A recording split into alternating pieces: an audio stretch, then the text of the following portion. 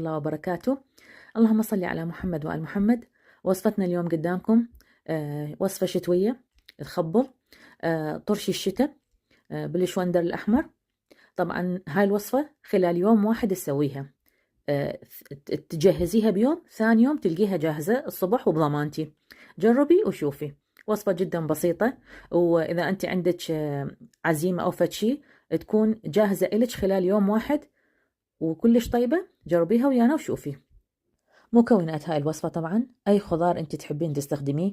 أنا استخدمت هنا قرنبيط، واستخدمت الشوندر، واستخدمت هاي القطعة من الجزر. طبعا قطعتها بهذا الشكل هذا باستخدام القطاعة اللي تنطي هذا الشكل المختلف للخضروات. ممكن تستخدمين خيار، ممكن تستخدمين لهانة، وطبعا الملح الخشن ضروري جدا، وأيضا الثوم اختياري، اللي يحب يستخدمه طبعا ينطي نكهة وطعم كلش طيبة، اللي ما يحب